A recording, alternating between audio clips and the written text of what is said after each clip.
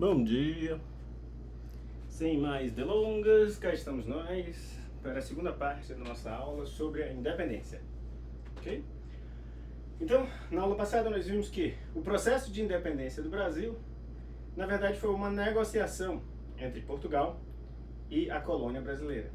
Essa negociação foi intermediada pelo príncipe, filho do rei de Portugal, que era Dom Pedro. Então, em realidade, não houve, como nos outros estados latino-americanos, do México até a Argentina, uma guerra contra a colônia. O que houve, na verdade, no Brasil foi uma negociação. Uma negociação que começou de maneira muito específica, quando Dom João VI se mudou para o Brasil a pretexto de fugir das tropas napoleônicas. Então, em 1808, quando da abertura dos portos com a chegada da família real no Brasil, é que, pode-se dizer, começa a independência brasileira. Esse processo dura mais ou menos 14 anos e se concretiza em 1822. Seja no Grito do Ipiranga, lá quando o Dom Pedro I se recuperava daquela disenteria brava, saindo do mato e deu o tal do Grito do Ipiranga, ou dia 12 de outubro, quando ele finalmente colocou a coroa na cabeça e se autodeclarou imperador, Dom Pedro I. Então, aí concretiza-se o processo de emancipação brasileira, certo? Não necessariamente. Por quê? Porque, em realidade, o Brasil jamais se emancipou totalmente das potências estrangeiras.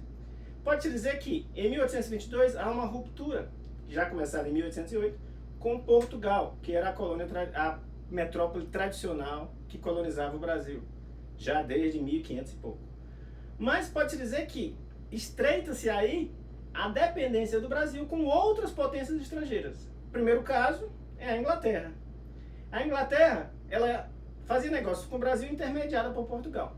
Com a independência do Brasil, em realidade a Inglaterra começa a fazer negócios diretamente com o Brasil, o que acaba sendo muito mais vantajoso do ponto de vista econômico para a Inglaterra. Pode-se dizer que o Brasil troca a dependência de Portugal pela dependência da Inglaterra.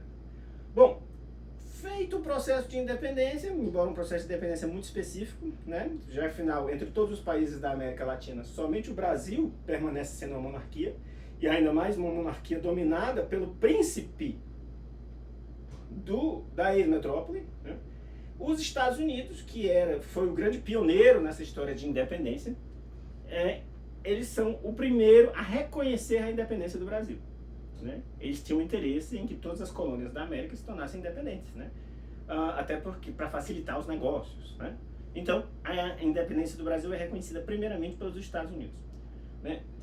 Depois, outras nações reconhecem, e Portugal somente reconhece a independência do Brasil quando o Dom Pedro paga uma multa indenizatória de milhares e milhares de libras esterlinas para Portugal. Aí você diz assim, peraí, conseguimos a independência, mas tivemos que pagar por isso? Parece mais uma compra, né? Uma troca. Pois é, tão estranho foi esse processo de independência do Brasil, né? Então, 7 de setembro é uma data cívica importante, quem é comemorada a emancipação, mas é uma data simbólica, né? A gente pode perceber que, em realidade, nosso processo de emancipação guarda muitas contradições, né? E que, diferente do que algumas pessoas puseram no questionário, não tem nada de heróico e nem da vontade benéfica de Dom Pedro I. Como eu disse para vocês, ele fez antes que outro fizesse, e em realidade a pedido do próprio pai, né? Olha só, o Dom João VI via o que estava acontecendo na América Latina como um todo. Ele sabia que mais cedo ou mais tarde o Brasil ia se tornar independente.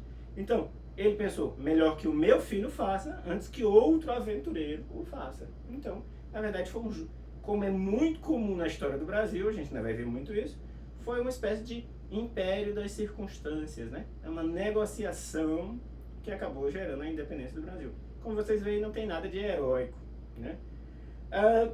Mas eu deixei para o último tópico da nossa aula sobre independência o que aconteceu em outras províncias do Brasil. Exatamente. Fala-se muito da independência que ocorreu em São Paulo, no Rio Ipiranga, lembra-se, né? Emancipando o Sudeste, mas esquece-se que, em realidade, o Brasil é muito grande. E como é que aconteceu a independência nos outros, né, nas outras áreas do Brasil? Afinal, Dom Pedro I, ele emancipou o Brasil inteiro ou só uma parte do Brasil? Só o Sudeste e talvez um pedaço do Sul, né? Então, guerras da independência se espalharam por todo o Brasil. Em geral, os historiadores do Sudeste dizem que a independência brasileira ocorreu sem derramamento de sangue. Bom, isso é muito relativo, porque nas outras províncias ocorreu sim conflitos. E esses conflitos foram sangrentos, então houve sim derramamento de sangue. Se no Sudeste o processo foi pacífico, graças a Dom Pedro, José Bonifácio, né, e outros mais que, de certa forma, arranjaram politicamente, isso quer dizer sim, derramamento de sangue, a independência daquela área, outros não aconteceu, por exemplo, na Bahia, onde houve um grande conflito, e no Piauí, onde houve também um grande conflito. Naquela época, o Piauí estava muito próximo da economia do Maranhão, né? Graças ao comércio da cidade de Caxias, que naquele momento era muito mais intenso do que no resto do Piauí. Lembre-se que a capital ainda era Oeiras, portanto um pouco distante de Caxias, e o Piauí vivia praticamente da colonização do gado, então uma colonização pelo interior, vindo da Bahia, né? Então, nós éramos uma província relativamente pobre, que vivia do gado, mas que fazia sim o interesse do Dom João VI se nós permanecêssemos como colônia de Portugal. Então, o Whindersson Nunes, recentemente, ele fez uma viagem pelo interior do Piauí, e ele parou naquele monumento tão conhecido de vocês, de Campo Maior, e ele postou nas redes sociais dele, né? Como ele é uma pessoa famosa, de 20 milhões de seguidores, muita gente repercutiu isso. E ele disse, por que não contam a história toda, né? Por que ninguém revela que, em realidade, a independência do Brasil teve muito a ver com o conflito que aconteceu aqui no Piauí? O Sudeste praticamente não sabe dessa história, e é uma história que, em realidade, tem, até hoje, pouquíssima repercussão no resto do país. Quem sabe o Whindersson, ele disse que vai escrever um livro a respeito, acaba ajudando a dar mais repercussão a isso, né? Então, o Dom João VI, ele mandou um chefe do exército chamado Cunha Fidié manter as tropas no Piauí para manter as posses do Piauí e Maranhão, né, e parte do Nordeste sob Portugal, mesmo após a independência do Brasil proclamada por Dom Pedro I lá no Sudeste. Lembrando que o Sudeste é 1.500 quilômetros do Piauí e que, portanto, as tropas de Dom Pedro estavam muito distantes das tropas do Fidié. Então o Fidié podia sim tomar conta de toda essa região aqui do Piauí sem maiores problemas. E, portanto, se não tivesse havido um conflito, nós talvez tivéssemos permanecido por um bom tempo como colônia de Portugal, né? Nós aqui no Nordeste, nós aqui no meio norte, nós aqui no Maranhão, Piauí, né? E aí o que aconteceu? Bom, o Fidié se instalou e tudo começou, dizem, em Parnaíba, né? Parnaíba, em 1823 já, né,